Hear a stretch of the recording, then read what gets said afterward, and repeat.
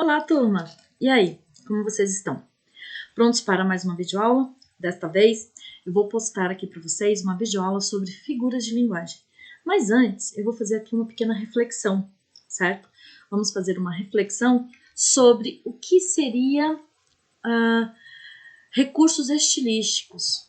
Um dos meus alunos perguntaram, professora, o que é um recurso estilístico? Então, eu trouxe aqui a informação, eu falei, dei a resposta, mas eu vou abranger a resposta para todos vocês, certo? Mas vamos começar então a nossa videoaula. É a número 1, né, do terceiro bimestre, então eu quero que vocês acompanhem aqui. A aula 1, literatura, terceiro bimestre, figuras de linguagem.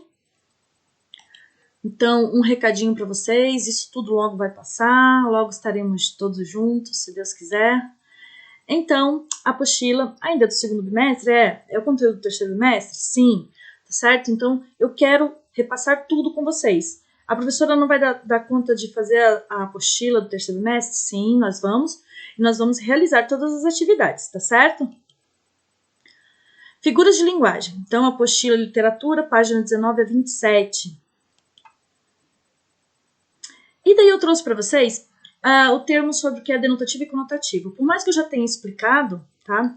Eu quero que vocês entendam exatamente. Olha lá. Em diferentes situações de uso da linguagem, tanto em suas atividades escolares como fora delas, você rotineiramente toma contato com inúmeros recursos estilísticos, por meio dos quais muitas vezes a linguagem se manifesta.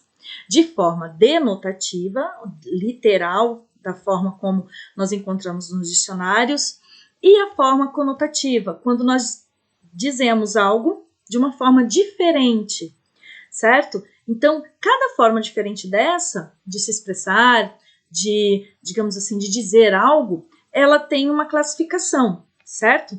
Então, é isso que nós vamos fazer, analisar todas essas classificações, esses tipos, certo? De figuras de linguagem. Então, vejamos. Eu trouxe esse vídeo aqui, eu não sei se vai passar, se não passar, não tem problema, é só a imagem de uma catedral gótica, mas eu quero ver aqui se ele vai rodar. Não, não vai. Então, gente, a figura que eu quero mostrar para vocês, eu vou mostrar através de um livro, tá bom? Então, eu quero que vocês prestem bastante atenção aí nessa imagem. Olhem lá. Estão vendo? Essa figura aí é de uma igreja gótica. Olhem bem a estrutura dela, né? Olha ali, ó. Ela é bem pontiaguda ali, né? As suas torres. Então, ela tem um formato bem diferenciado. Então, essas catedrais, elas são assim devido um estilo, né? Só que daí nós não estamos falando de estilo literário, estamos falando aí de um estilo mesmo de construções que datam da Idade Média, tá? Pronto, todos viram? Eu vou tirar. Então, o que acontece? Nós estamos aí falando sobre essas imagens aí da catedral, porque nós vamos ler um texto em que nós vamos usar o sentido conotativo e o denotativo. Então, vamos para a próxima. A próxima tela começa com o texto. Eu vou ler para vocês, tá certo? Então, vocês podem fazer essa leitura comigo. Na Idade Média, as belíssimas catedrais góticas funcionavam como veículos de transportes de nossa esfera para a esfera divina. A verticalidade da arquitetura gótica induzia as pessoas a olhar para o alto com respeito e temor, em um rito de passagem entre o nosso mundo, com suas atribulações, e o paraíso medieval, cristão, com sua promessa de uma vida eterna e livre de transtornos. Continuando, após buscarmos a comunhão com Deus por meio de nossas catedrais, neste final de milênio nos lançamos ao espaço. Nossa nova fronteira, nossas catedrais são as espaçonáveis, as pontes entre um novo mundo, o nosso mundo, e esse vasto universo do qual fazemos parte. No dia 4 de dezembro, a espaçonave americana Endeavour iniciou sua missão mais importante. Sua carga era o segundo módulo de construção da Estação Espacial Internacional, ISS. um dos projetos de engenharia mais ambiciosos de todos os tempos.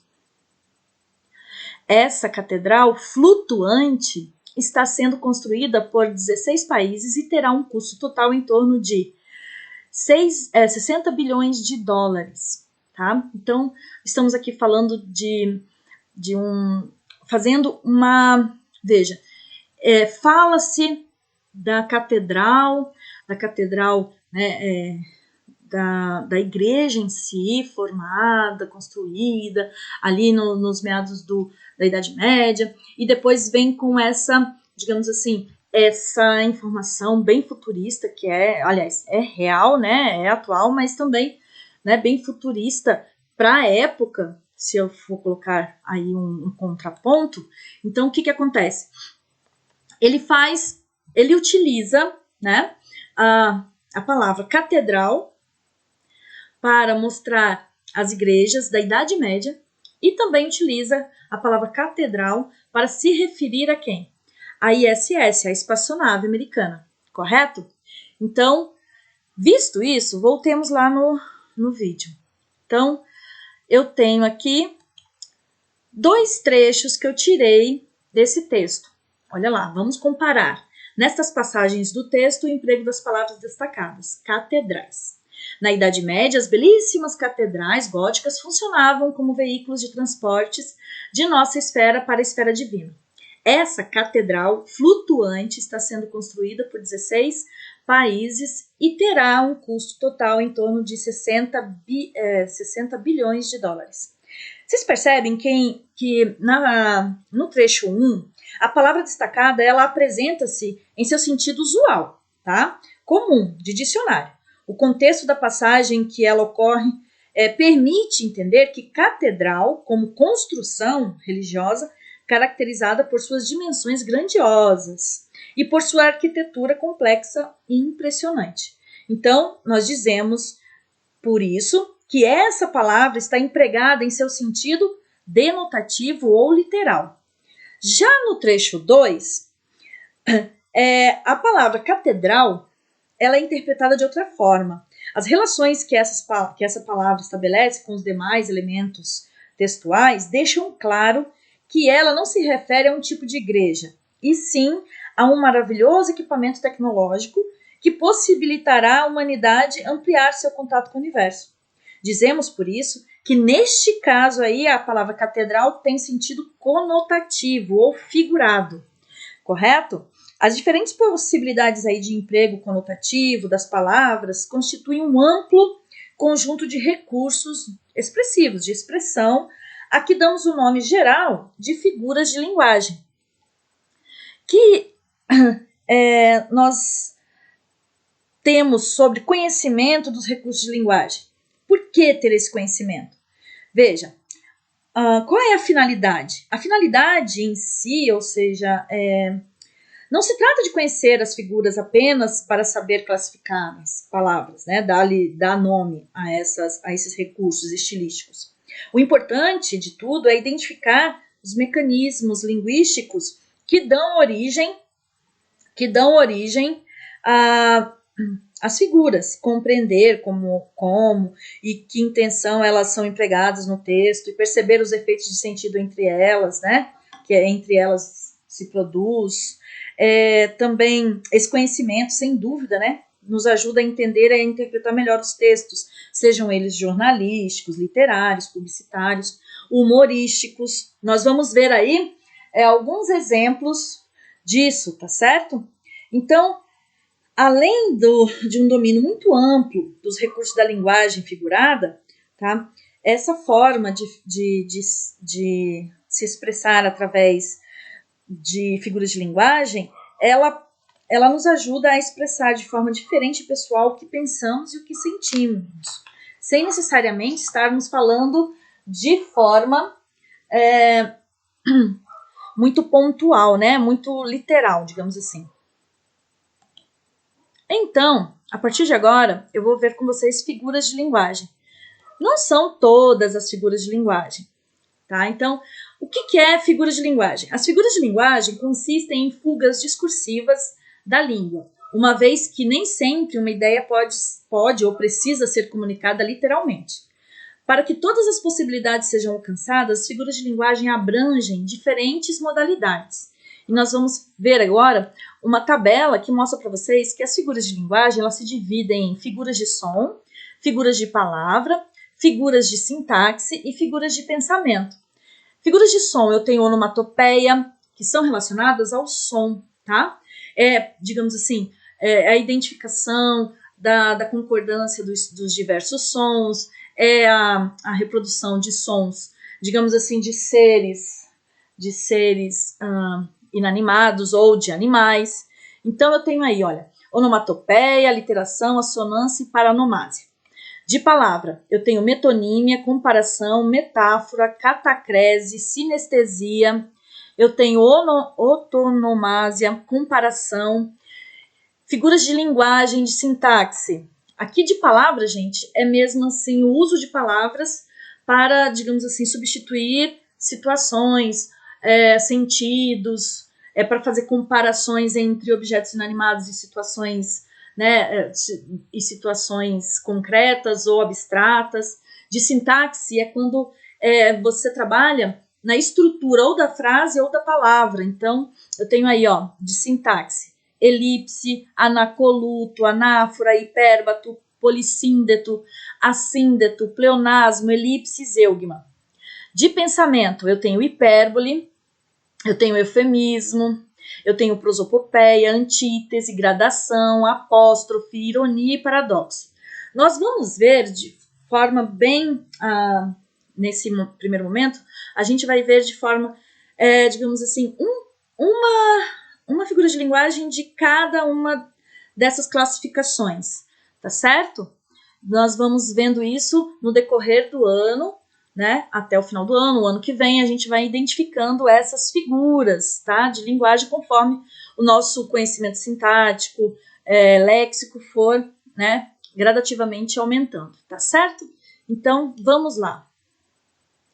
Paronomásia. Essa figura de linguagem, ela tem como característica a reprodução de sons parecidos em palavras com significados diferentes. Olha um exemplo. E esse exemplo está na apostila de vocês. Trocando em miúdos, pode aguardar as sobras de tudo que chamam lar. As sombras de tudo que fomos nós. As palavras sombras são parecidas na pronúncia, né? Apresentam um som semelhante. Fato que as aproxima do trecho da canção de Chico Buarque, ainda que tenham sentidos bastante distintos. Então, é o uso, né? Digamos assim, esse trocadilho, tá? Por exemplo, de sobras com sombras, que tem sons parecidos, porém com sentidos totalmente distintos. Agora nós vamos falar sobre onomatopeia. Essa é muito fácil, vocês já estão bem familiarizados com essa figura de linguagem, que é o emprego de palavras que imitam sons. Observe. No doce regato, esvoaçava a libélula. O colibri, pipila. Beija-flor, o beija-flor, zzz, e besouros, zzz. Então vejam aí, esse som, essa reprodução do som, ou a prática, né, do emprego, né, dessa imitação de sons, são chamadas de onomatopeia, ok?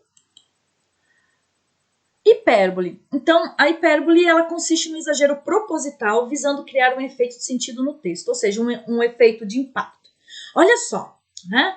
Quantas vezes aí você não ouviu sua mãe dizer assim, eu já pedi para você fazer isso milhões de vezes. Peraí, mas não foi milhões de vezes, foi 1, 2, 3 no máximo, ou até 10 vezes, mas não foi 1 milhão, certo? Veja só o que diz essa tirinha. Caraca, só agora vi Vingadores. E aí, gostou? Achei uma porcaria. 1000 heróis juntos, mó bagunça. 1000 nada, só 4. Eu sei, foi hipérbole. Hipérbole. Esse herói eu não conheço. Então aí tem um tom de humor, né, nessa tirinha, utilizando a hipérbole, né? Tanto na palavra, fazendo aí uma leitura de função metalinguística, como também, né, mostrando o exagero do personagem que diz que viu ali 1000 heróis juntos. Não é verdade, né? Então, essa é a hipérbole. Quando nós falamos de metáfora, eu estou falando que metáfora corresponde ao uso de uma expressão em lugar de outra, havendo uma relação entre os sentidos dessas expressões. Então, assim, eu pego algo, né? Eu pego uma, sei lá, uma situação, eu posso pegar aí, né, no caso, a imagem, eu posso pegar palavras, e o que acontece? Tem que haver uma relação de sentido entre elas para que o leitor ou a pessoa consiga fazer a compreensão. Então, corresponde ao uso de uma expressão. Então, né, no lugar de outra, havendo uma relação entre os sentidos dessas expressões. Então, veja só. Sistema penitenciário brasileiro. Olha só a panela de pressão, né?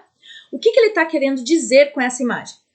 Que o sistema penitenciário brasileiro está tão cheio a ponto de explodir, né?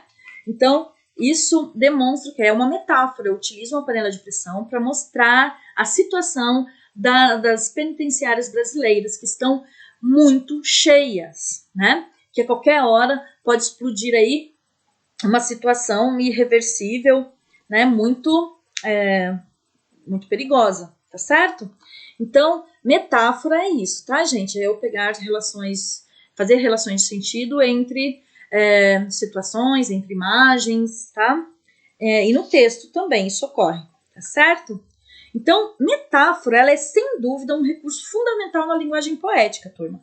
E também da linguagem do dia a dia, cotidiana, pois coloca à nossa disposição inúmeras possibilidades para nos expressarmos, né, de forma simbólica. Na pintura, na publicidade, em tiras humorísticas, charge, reportagem de revista, etc. As metáforas visuais são muito comuns, como essa que eu estou mostrando aí para vocês. Por isso, tão importante quanto ler e interpretar textos verbais é também saber ler os textos visuais, tá? Ou seja, a linguagem verbal e não verbal, como é o caso dessa imagem que eu acabei de postar aí para vocês. Por quê? É através dessa imagem, do conhecimento prévio que eu tenho de que o sistema penitenciário brasileiro muito, digamos assim, está muito sobrecarregado, que eu consigo fazer essa leitura, tá certo? Então, vamos para a próxima figura de linguagem. E agora é a metonímia. Então, a metonímia, ela é a substituição de uma palavra ou expressão por outra em que haja uma relação de proximidade de significados entre elas. Professora, eu não entendi nada. Essa proximidade, tá? Ela permite que uma dessas palavras seja usada em lugar de outra, sem alterar o sentido do texto. Olha só, eu já li o Machado de Assis, agora quero devolvê-lo. Vejam só, ele não quer dizer que leu Machado de Assis, pessoa, ele quer dizer que leu Machado de Assis, o livro, né? Então é a obra pelo autor. Aí, na figurinha que vocês estão vendo aí, ele diz, nossa, a moça diz, nossa, ele ressuscitou, já que você quer devolvê-lo. Então, ela fez uma leitura literal do que ele disse, do que o menino disse, certo? Ao passo que a graça está justamente, o humor está justamente em ver que ela entendeu de forma literal e, na verdade, seria de uma forma conotativa. Então, o que seria uma metonímia e também chama-se de sinédoque.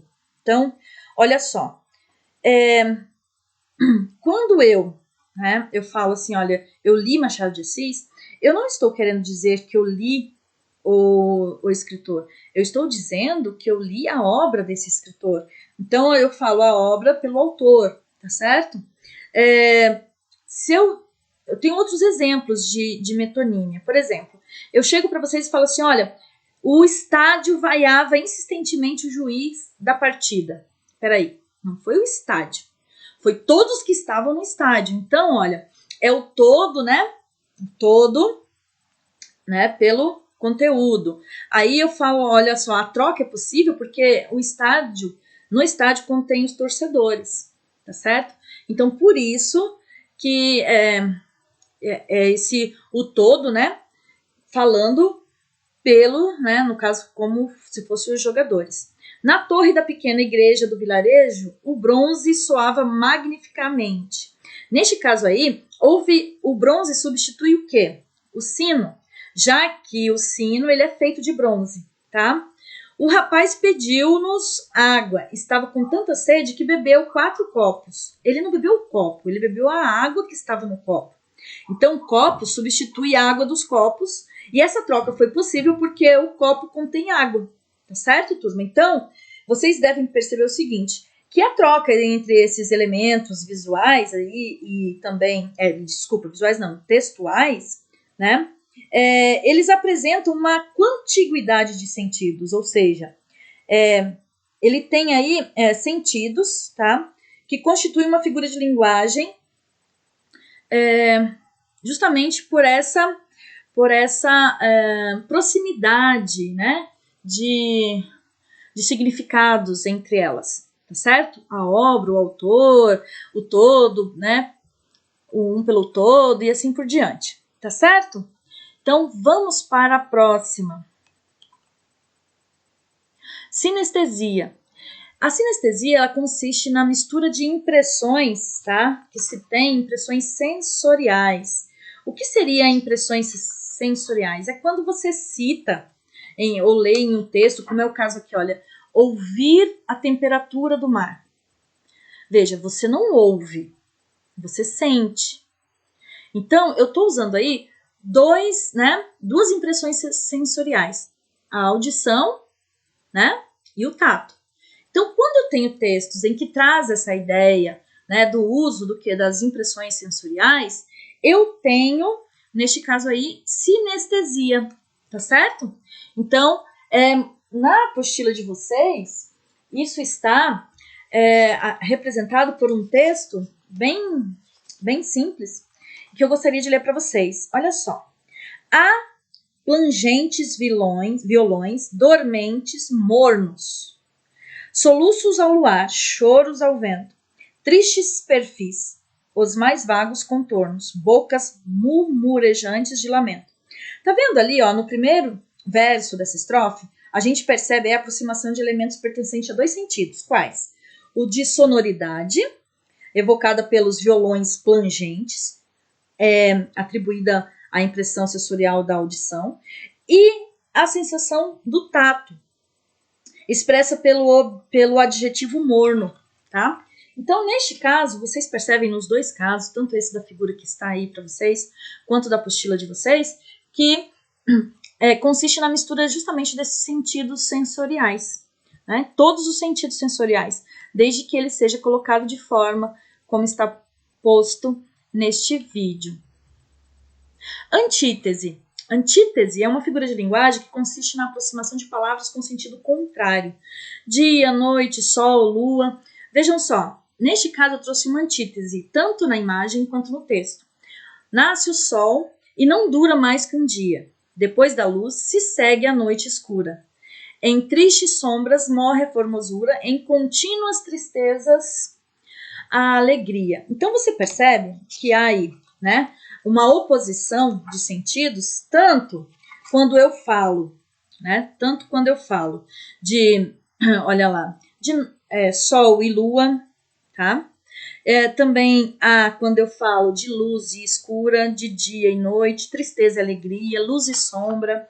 Então eu tenho essa aproximação entre palavras, mas que tem o sentido contrário.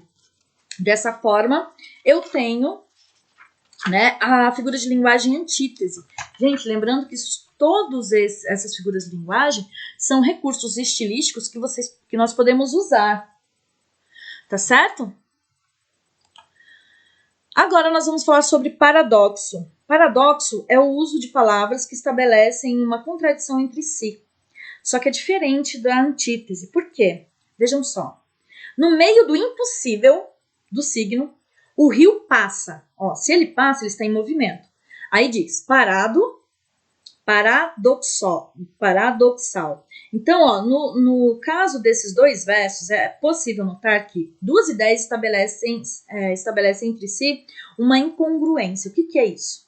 Né? É como se o rio que passasse está em movimento, né? Se ele está, segundo o próprio poema, parado, como ele está em movimento, se segundo o texto ele está parado. Então aí há o quê? Isso é chamado de incongruência, né? Então, de uma digamos assim, há um conflito aí, tá certo? Porque há uma informação e uma outra informação que se contradiz. É que nem o poema, né, que diz assim, olha, amor é fogo que arde e não se sente, é um contentamento descontente. Poxa, se é contentamento, porque se é contentamento é alegria, né? Eu estou contente. Por que descontente, né? Porque ao mesmo tempo que eu sinto alegria, eu também sinto insegurança, tristeza, por talvez não estar junto desse amor e assim por diante. Então, vejam só, o paradoxo é justamente isso, tá, gente? Essa incongruência, né, que existe nas informações, mesmo que elas sejam contrárias, mas, né, ao mesmo tempo elas se completam, tá certo? Por último, eu tenho ironia. A ironia é de fácil identificação de vocês, porque faz parte do dia a dia. Eu adoro utilizar de ironia, até porque eu gosto que vocês estejam identificando tanto metáfora, comparações, ironias, para que vocês possam desenvolver o conhecimento disso. E a ironia é a que vocês mais percebem. Então, é a figura de linguagem em que se expressa o contrário ou algo bem diferente daquilo que se quer comunicar ou daquilo que parece ser, a fim de criar um efeito de humor ou estabelecer uma crítica, seja ela positiva ou negativa. Você é ateu? Sou, graças a Deus. Ora, se a pessoa é ateu, como é que ela diz que ela é graças a Deus, né?